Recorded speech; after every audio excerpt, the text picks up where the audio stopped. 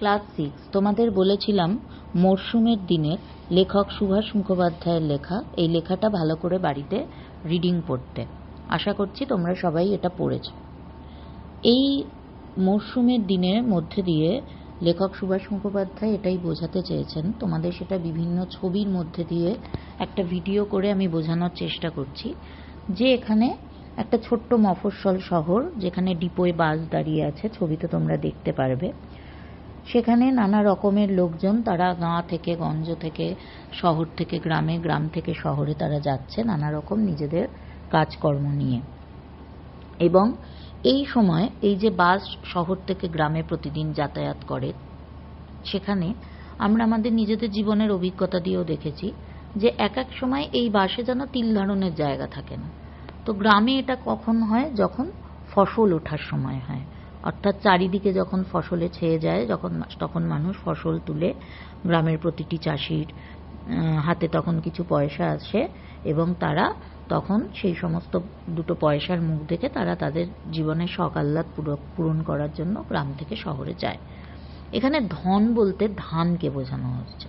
কথাটা আজকেও সত্যি, কারণ ধানের সবচেয়ে বড় বন্ধু হচ্ছে বৃষ্টি। বৃষ্টি যদি না হয়, অর্থাৎ এখন আমাদের যে চারিদিকে যে পরিবেশ, যে আবহাওয়া রয়েছে, এই আবহাওয়া যদি থেকে যায় যতদিন ধরে চলছে, সেইটার সবথেকে বড় প্রভাব কিন্তু আমাদের জীবন এবং জীবিকার ওপর পড়বে। তো এখানে এক্ষেত্রেও তাই, মরশুমের দিনে এই গল্পতেও তাই বলা হয়েছে যে এখানে আগে যখন বছর শুরু হতো, অগ্রহায়ণ, হায়ন মানে এখানে বছর, তো অগ্রহায়ণ মানে বছরের গোড়া, তখন ফসল ওঠার সময়, তারপর বর্ষাকে এখানে নানা রকমভাবে চাষবাসের জন্য মরশুমের নামে বর্ষ হয়েছিল এবং বর্ষাকে আহ্বান জানানো হতো। এই চারিদিকে আজকে যে টেম্পারেচার, যে তেতে পুরো একটা অবস্থা রয়েছে, সেখান থেকে বৃষ্টিকে আহ্বান জানাতে হতো তখন। কারণ তখন আমরা দেখেছি, এখানে ছবিতেও তোমরা দেখবে বিভিন্ন রকম মরীচিকার ছবি দিয়ে আমি তোমাদের বোঝানোর চেষ্টা করেছি। মরীচিকা, মরুভূমির মতো মরীচিকার মতো যেন দেখছি আমরা। সেখানে চারিদিকে ধুধু প্রান্তর, নীল আকাশ, সেখানে কষ্ট হচ্ছে। তখন গ্রামের মেয়েরা, বউরা, তারা নানা রকমের ব্রত পালন করত, যেমন বসুধারা ব্রত, ক্ষেত্রব্রত। তারা নানা রকমভাবে মেঘারানীর কুলো দিয়ে তারা নানা রকম ব্রত পালন করে মেঘকে নামানোর জন্য গান গাইত, যে নানা ধরনের মেঘ তোমরা নেমে এসে বৃষ্টি নামাও এবং আমাদেরকে ফসলে ভরিয়ে দাও, যাতে আমাদের জীবন জীবিকা আমরা সঠিকভাবে নির্বাহ করতে পারি এবং আমরা সবাই সঠিকভাবে খেয়ে পরে বেঁচে থাকতে পারি আনন্দের সাথে। এইভাবে তারা নানা রকম ব্রত পালন করার মধ্যে দিয়ে আস্তে আস্তে যখন আকাশ কালো হয়ে চারিদিকে ঝড় বিদ্যুতের ঝলক দিয়ে যখন বৃষ্টি নামতো তপ্ত মাটিতে, বৃষ্টি পড়তে না পড়তেই প্রথম কিন্তু মিলিয়ে যায়, এটা আমরা দেখেছি। হ্যাঁ, মুহূর্তের মধ্যে যেন, তারপরে যখন জোরে বৃষ্টি হয়, সেই মুহূর্তের মধ্যে যে গ্রীষ্মের তাপ, সেই তাপ নিভে যায়। ছেলেরা হই হই করে মাঠে ছুটে বেড়ায়, আম বাগানে যায়, আম কোড়ায়।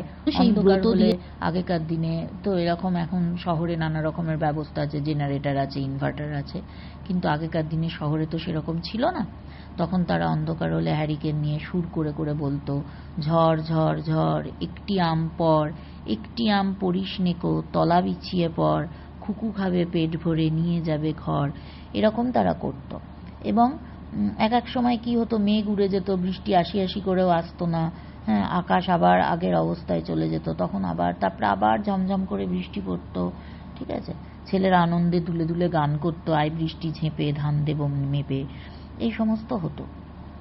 এবং তারপর তারা নানা রকম হোগলার টুপি তৈরি করে, দেখবে মাথা পিঠ ঢেকে দুরন্ত জলের মধ্যেই গামছা পরে মাঠের কাজে চাষিরা বেরিয়ে পড়তো। ধান রোয়া হবে, আল বোধার কাজ হবে, তারপরে ফসল হবে, চারিদিকে সবুজে সবুজে ভরে যাবে ধানে।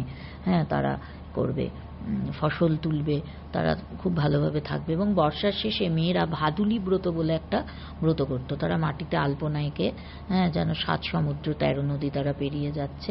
এবং যারা 7 সমুদ্র 13 নদী পেরিয়ে বাইরে যেত, গ্রাম থেকে শহরে যেত, অনেক দূরে যেত, বাবা কাকারা, বাড়ির লোকেরা বাণিজ্য করতে, রুটি রুজির জন্য, তাদেরকে তারা আহ্বান জানাতো। তাদের সেই ভাদুলী ব্রতর মধ্য দিয়ে তারা যেন নদীর বুকে তারা বাণিজ্য করতে যেত, তারা ডাকতো যে নদী নদী কোথায় যাও, বাপ ভাইয়ের বার্তা দাও, নদী নদী কোথায় যাও, স্বামী শ্বশুরের বার্তা দাও। দিয়ে তারা যেন ওই ব্রতের ভেতর দিয়েই সেই আপনজনদের কথা, যারা দূরে আছে তাদের কথা বলতো, তাদেরকে কাছে ডাকতো।